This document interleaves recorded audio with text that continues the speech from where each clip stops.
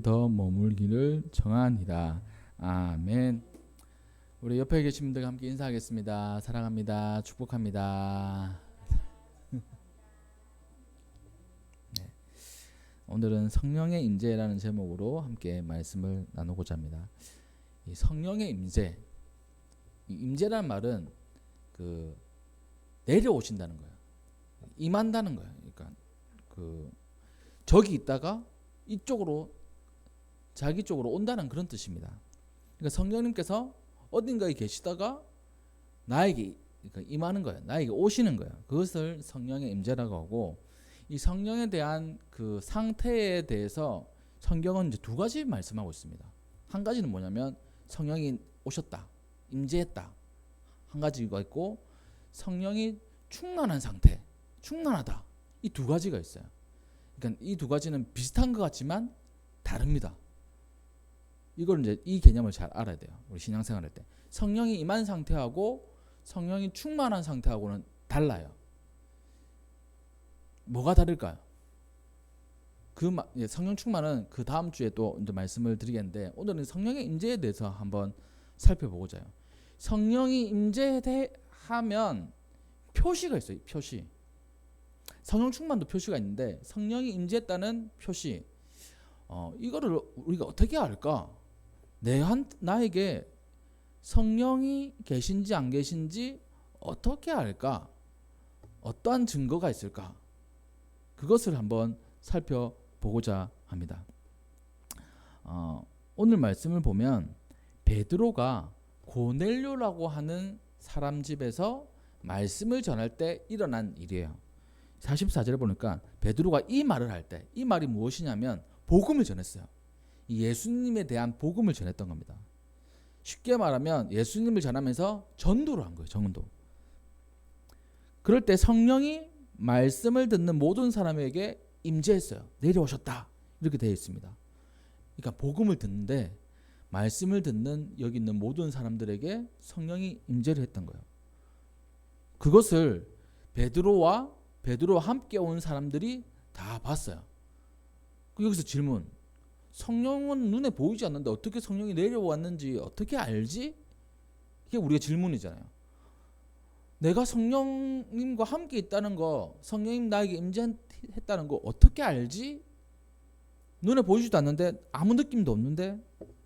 그런 게 이 사람들도 그렇고 우리의 질문인 거예요. 근데 여기 보니까 45절에 함께 온 할례 받은 신자들이 이방인들에게도 성령 부어주심으로 말미암아 놀랐다. 자기들만 받는 줄 알았는데 이방인들도 받네. 이게 놀랐어요. 이거 보고 놀란 거예요. 어떤 모습이 있을까? 보니까 46절이 이게 답입니다. 방언으로 말하고 하나님을 높임을 들었는 거예요.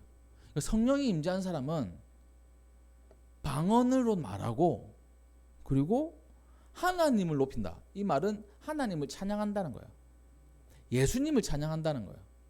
예수님을 믿는 믿음을 가지기 때문에 하나님도 높이고 예수님도 높이고 그런 겁니다.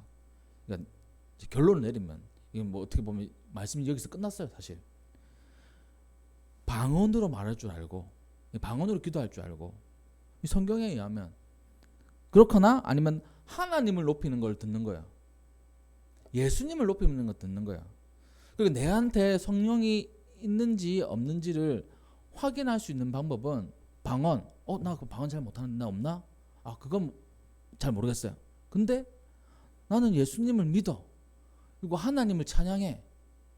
예수님을 찬양해. 그러면 나에게는 성령이 계시는 거예요. 이 예수님께 이렇게 말씀하셨습니다. 예수님을 믿는 믿음도, 그렇게 얘기하는 것도 이 성령께서 하시는 거라고 했어요. 예수님 그 일화는 우리가 잘 알잖아요. 베드로가 예수님에 대해서 주는 그리스도이십니다, 살아계신 하나님의 아들이십니다, 이렇게 고백했어요. 예수님을 하나님으로, 예수님을 메시아로, 그리스도로 고백을 한 겁니다. 그 믿음을 고백한 거예요. 그러자 예수님께서 그건 네가 한 게 아니라 하늘에 계신 아버지, 이 성령께서 하시는 것이다. 그러니까 우리 안에 성령이 계시면 하나님을 찬양하고 예수님을 믿는 믿음을 고백할 수가 있는 겁니다.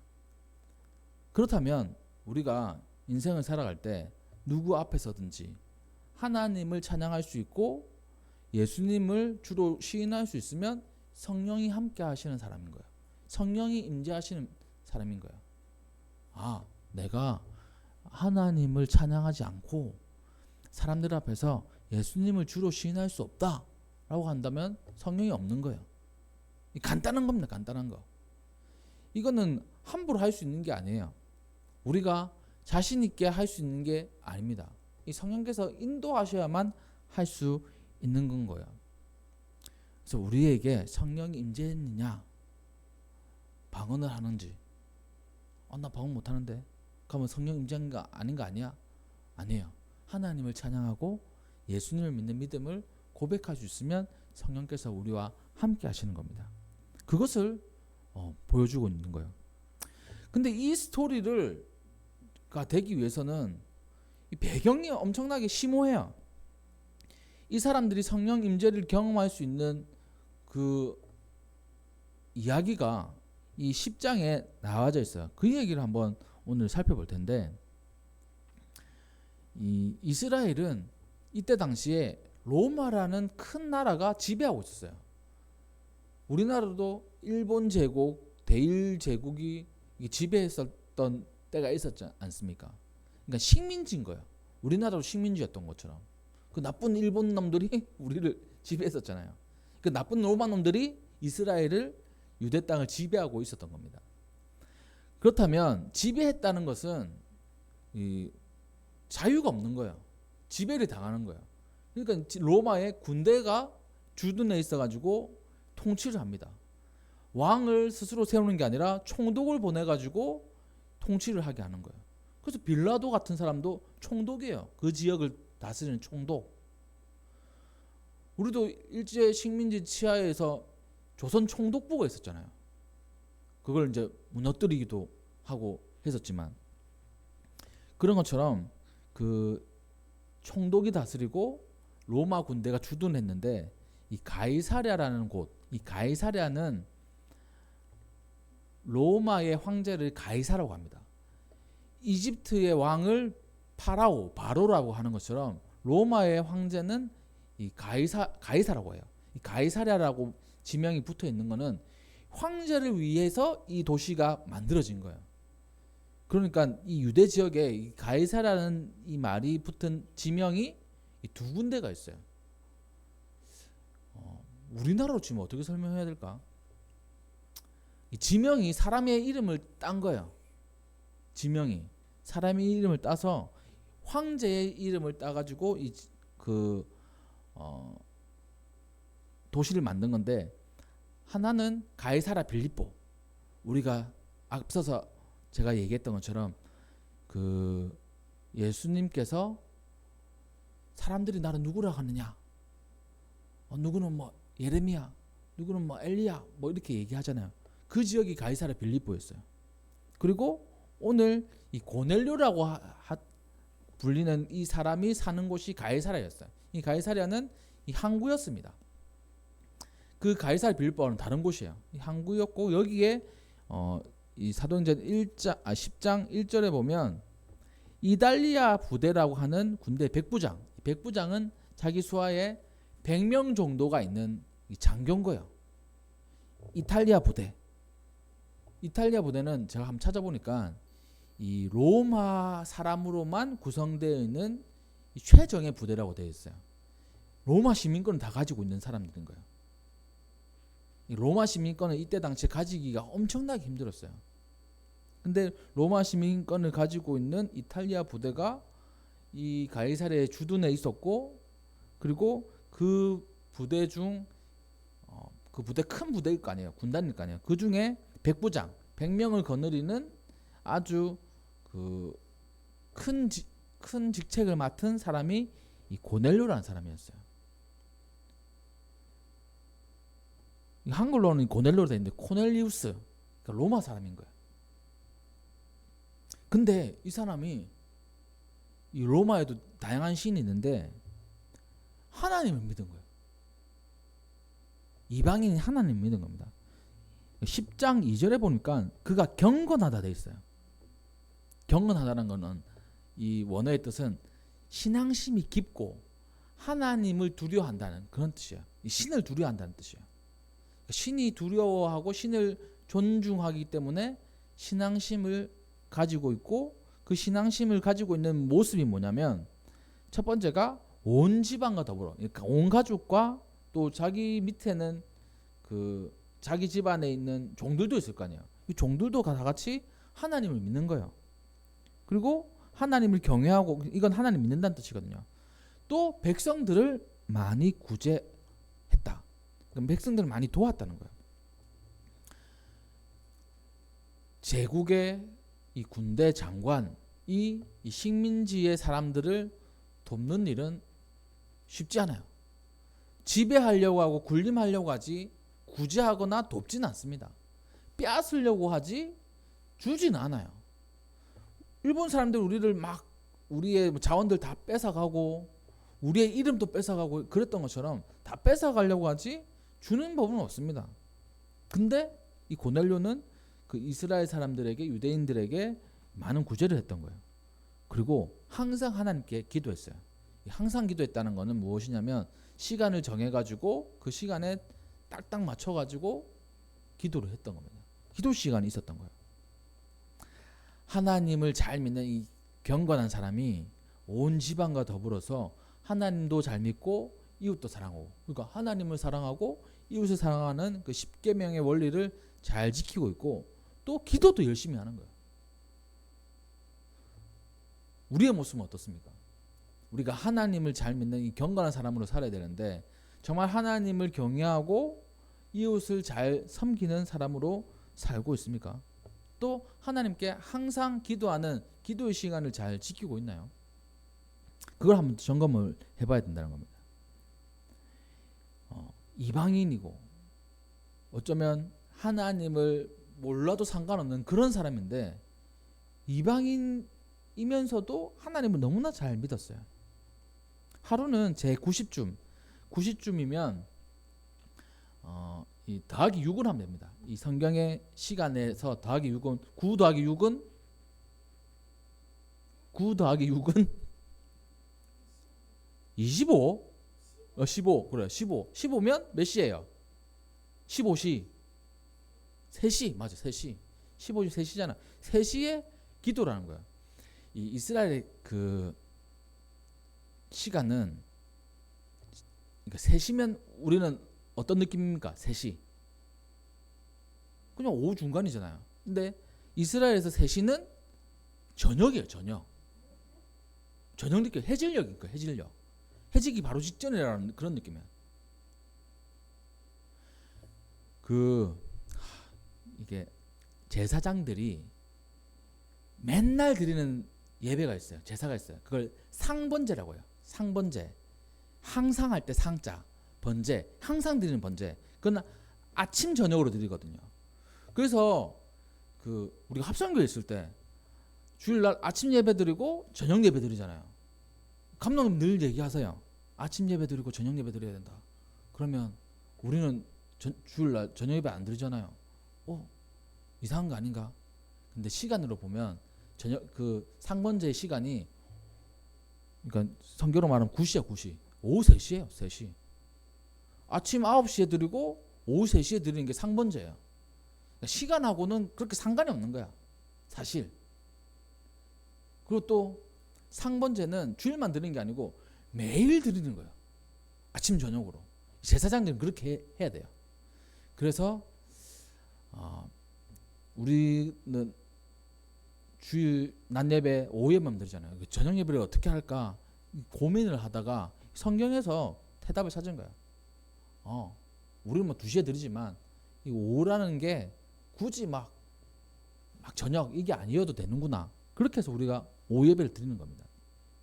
그리고 또 우리 찬양빛 교회는 매일 예배는 드리지 않아요.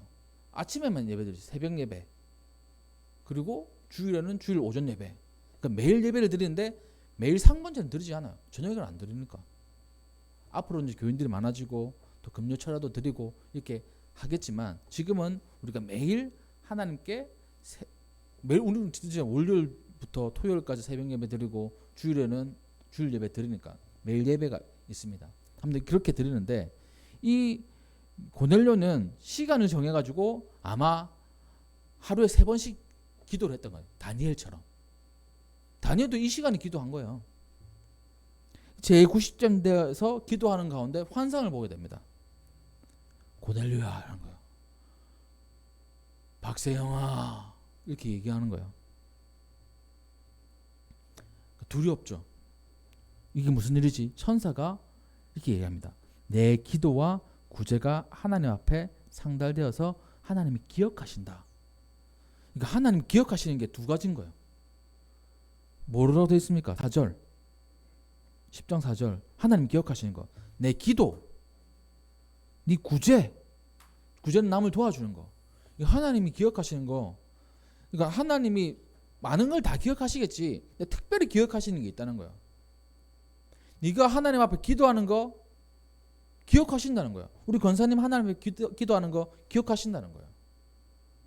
그리고 구제, 남을 위해서 도와주는 거 하나님께서 기억하신다는 거예요. 우리 어린 친구들 여기 있는데 남을 위해서 우리가 뭐 돈을 줄 수는 없잖아. 돈도 없으니까.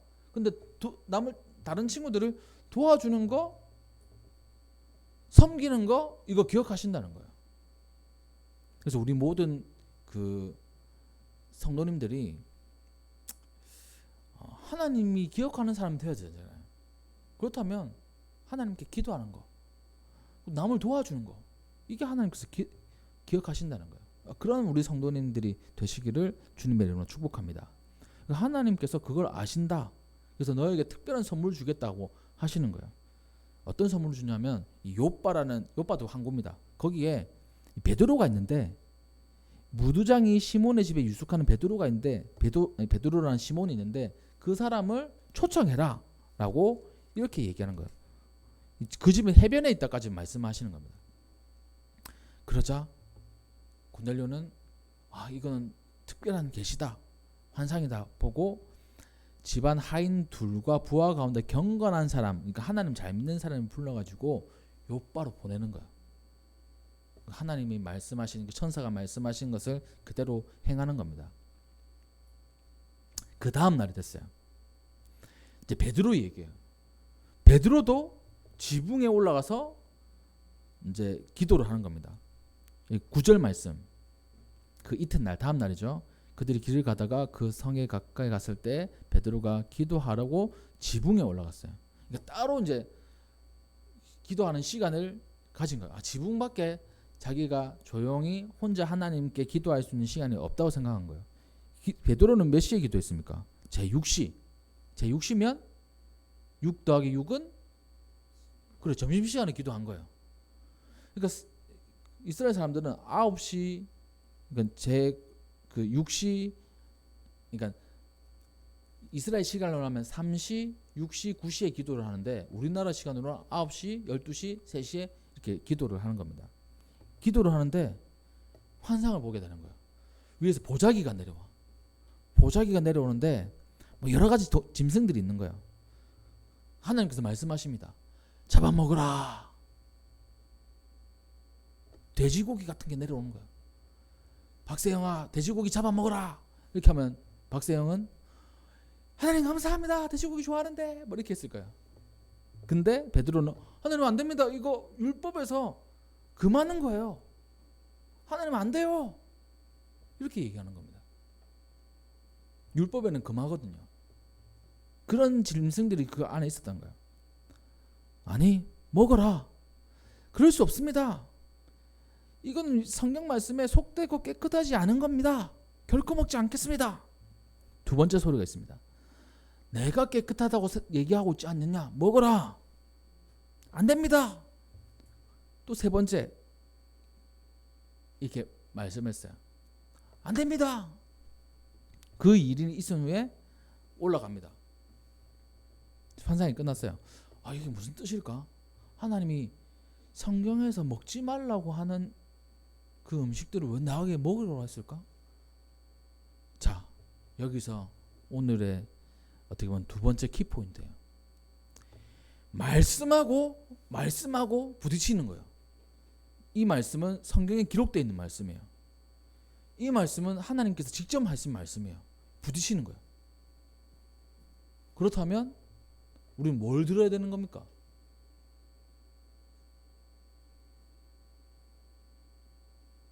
뭘 들어야 될까요? 이러한 경우들이 우리 인생 살아가는데 있어요. 교회는 정말 사랑이 넘치고 그리고 또 아름답고 평안하고 이러면 얼마나 좋겠어요. 근데 때로는 교회에서도 부딪히는 경우들이 있어요. 그렇지 않습니까? 집에서도 우리 가족들끼리도 부딪히는 경우가 있는데 그냥 어떻게 보면 예수님 안에서의 형제 자매지만 남이잖아요. 각자 개성들이 가득한 사람들이 모였을 때 부딪히는 것이 있습니다.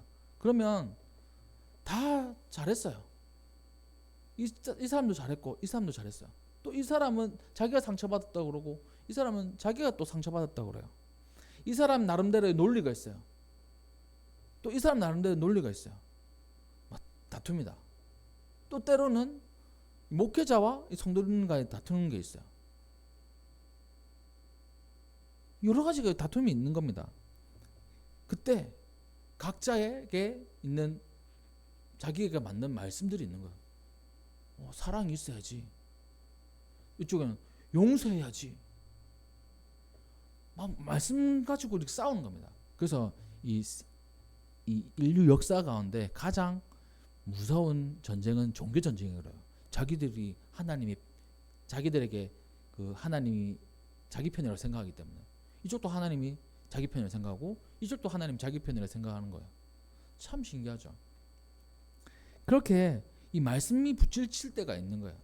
근데 이 중요한 것은 이 하나님께서 자신에게 주시는 그 음성을 듣는 것이 중요합니다. 성경에 이렇게 기록되어 있는데 하나님께서 이것이 깨끗하다고 말씀하셨으면 이 말씀을 따라가는 거예요.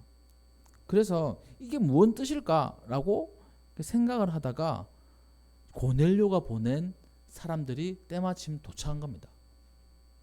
이방인들이 온 거예요. 그래서 그 사람들 따라갔어요. 갔더니만 고넬료와 그 집안 식구들이 있는 겁니다. 거기서 사람들에게 복음을 전해요. 먼저 이렇게 얘기합니다. 유대인으로서 이방인과 교제하는 것은 위법인 줄 알지만 하나님이 여기 오기 전에 나에게 환상을 보여줬다.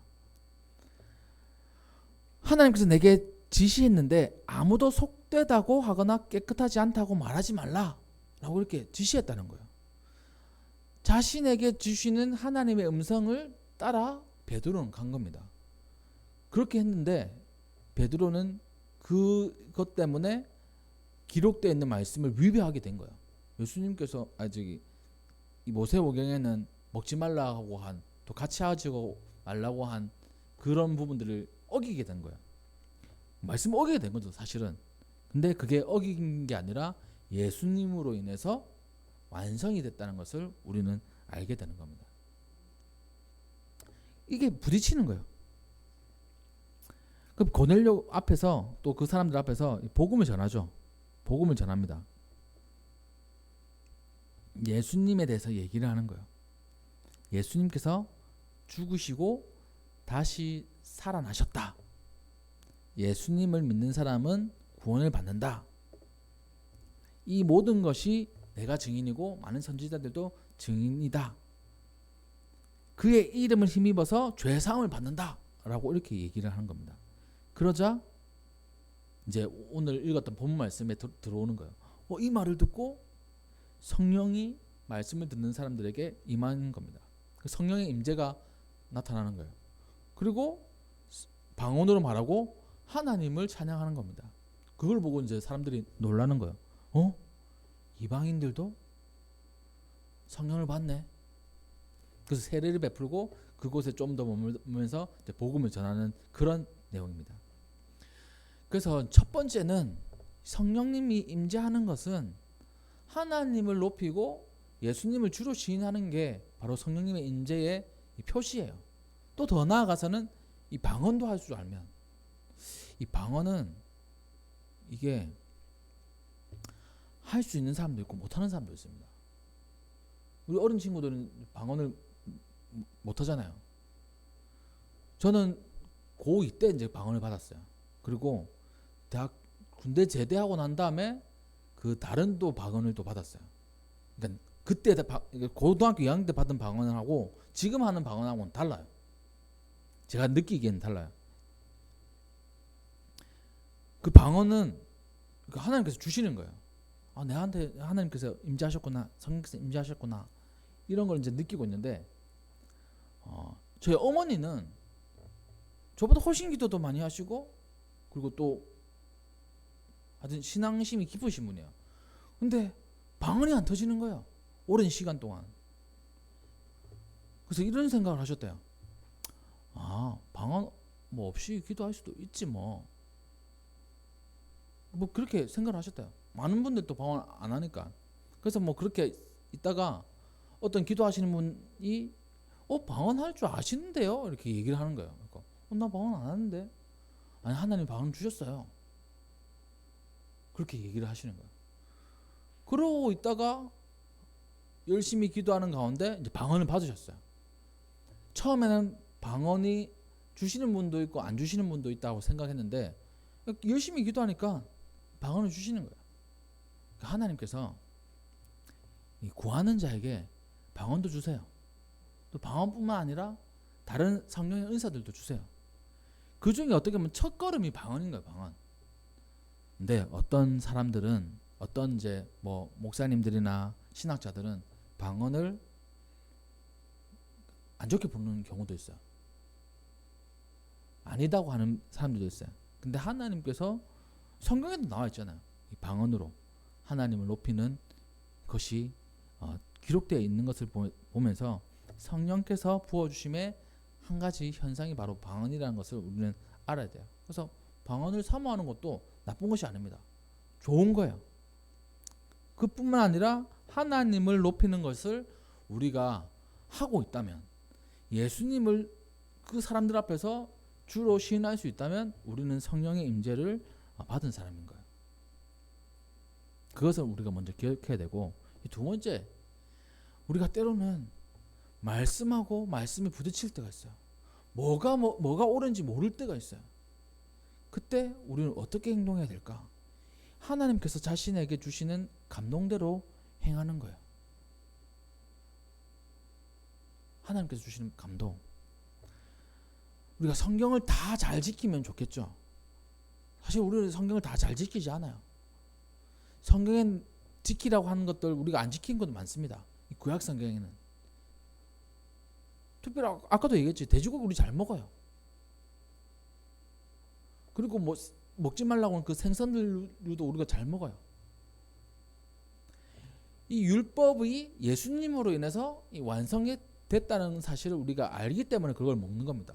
하나님께서 이제 이게 더럽다, 부정하다고 하지 않으시고 옳다, 깨끗하다, 속되다 이렇게 속되다고 말씀 안 하시기 때문이죠.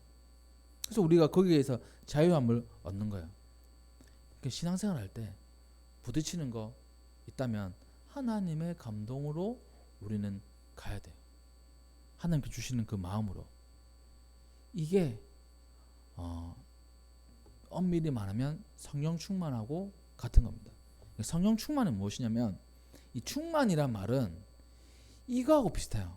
술 취한 거와 비슷해요. 똑같다는 게 아니고 그 현상이 비슷하다는 거예요. 술 취한 사람은 어떻습니까? 자기 몸을 자기가 컨트롤할 수 없어요. 잘. 술이 많이 취하면 맨정신이 아니에요. 말도 꼬여요. 그러니까 자기가 했던 말도 기억을 못해. 이 술의 지배가 된 거예요. 바꿔 말하면 성령 충만이란 말은 성령에 취해가지고 성령님께서 이끌어 가시는 대로 가는 거예요. 술이 이끌어 가는 사람이 술 취한 사람, 성령이 이끌어가는 사람을 성령 충만한 사람으로 얘기하는 겁니다. 그러니까 성령 충만한 사람은 자기가 이거 부딪히는데 근데 하나님께서 강한 감동을 주세요. 그것으로 따라가는 거야. 때로는 이거 내가 뭐 하나님 말씀에도 위배되는 것 같은데 이 도덕적인 시선에도 약간 나 좀 잘못하는 것 같은데 그런 경우들이 있어요. 근데 하나님께서 나에게 그런 감동을 주시고 그것이 확실하다면 그 말씀을 따라가는 것이 하나님의 뜻을 이루는 길이다. 이것을 오늘 사도행전 10장에서 알려주는 겁니다. 베드로가 그냥 진짜 말씀 그대로를 지키는 사람이었다면 이방인을 만나러 가려고 했겠어요? 이방인에게 복음을 전했겠어요? 그리고 이방인에게 세례를 베풀었겠습니까? 아니에요. 이방인하고 멀어지는 이유가 있었습니다. 왜냐하면 이 구약 성경에 많은 사람들이 이방인하고 같이 지내다가 다른 신을 섬기게 되고 멸망의 길로 가는 거예요. 우상을 섬기게 되는 결정적인 이유가 이방인들하고 같이 지내기 때문입니다. 그래서 이방인들을 진짜 멀리해요. 근데 그걸 이제 깨버린 거예요. 하나님의 감동에 이끌려 가다 보니까요. 우리도 그런 사람이 돼야 되겠습니다. 때로는 사람들의 시선이 이게 아닐 때도 있어요. 이게 아니라고 생각할 때도 있어요. 사람들이 나를 이상하게 보겠네 라고 생각할 때도 있습니다. 근데 하나님의 감동으로 이루어진 것이라면 그것을 진행해 나갈 줄 알아야 돼요. 하나님께서 복음을 전해야 된다고 이렇게 얘기해야 된다고 이 마음에 온다면 그대로 해야 된다는 겁니다. 우리 교회가 어떻게 보면 그런 교회인 것 같아요. 저는 이렇게 생각했어요. 우리 좋은 내 고향 교회 합성교회에서 잘 부목사 생활 하다가 담임 목사님께서 어디 좋은 교회 이렇게 자리가 나면 보내주셔가지고 그냥 안정적으로 그것만 생각하고 있었어요. 근데 하나님께서 감동을 주시는 거예요. 떠나라. 개척을 해라. 하나님한테 개척할 용기가 없는데요. 그리고 우리 지금 가족이 5명인데 어떻게 먹고 살아요? 안 되는데요. 이 얘기는 내가 몇 번 할 줄 모릅니다. 그게 참 저에게는 큰 도전이었어요. 이렇게 된 것도 아직도 부족하지만 하나님의 은혜입니다. 그 감동으로 여기까지 온 거예요. 그때 많은 분들이 저를 아는 많은 분들이 얼마나 좀 상심한 분도 있었어요. 담임 목사님도 그렇고 감독님도 그렇고 나에게 은원 한마디 없이 감독님도 여기 그때 우리 설림대에 모셔가지고 박준 목사는 뭐 은원 한마디도 없이 얘기했다고 돌려서 이제 까시더라고요. 그러니까 그 아버지의 마음 저 느껴져요. 뭐 한마디라도 했으면 뭘 챙겨줄 텐데 그런 마음이신 거잖아요. 그 담임 목사님도 이 아끼던 이 부목사 갑자기 나간다고 하니까 이거 뭐야? 이렇게 되신 거예요. 죄송스럽죠. 뭔가 내가 그 배반한 것 같고 위반하는 것 같은 그런 마음이 생긴 거예요. 근데 이 개척의 마음을 이게 주체할 수가 없어요. 그건 하나님 주신 마음이라고 생각을 했어요. 그래서 이 장유에도 뭐 빚도 냈지만 집도 없고 또 여기서 교회를 개척하게 된 거 아니겠습니까? 때로는 우리가 그런 경우들이 생겨요. 근데 우리가 따라가야 되는 것은 이 하나님의 감동입니다. 하나님의 말씀입니다. 참 위배되는 것 같아요. 근데 결국에는 그게 위배되는 것이 아니라 하나님의 뜻을 이루어가는 과정이라는 것입니다. 그래서 우리 모든 성도님들이 하나님의 감동으로 따라가는 그런 분들이 되시기를 주님의 이름으로 축복합니다. 하나님의 임재를 경험하는 그런 분들도 되시기를 축복합니다. 또 성령 충만한 사람이 되어서 하나님께서 이끌어 가시는 대로 가는 사람들이 되어가지고 하나님의 뜻을 이루어 나가시기를 주님의 이름으로 축복합니다. 이번 한 주간은 이제 뭐 민족의 고유 명절인 추석이에요. 많은 사람들도 만나게 될 테고, 그리고 또 여러 가지 에피소드들도 생길 수 있습니다. 근데 그때 하나님께서 우리에게 주시는 감동대로 우리는 가야 돼요. 복음을 전하라고 복음을 전하는 겁니다.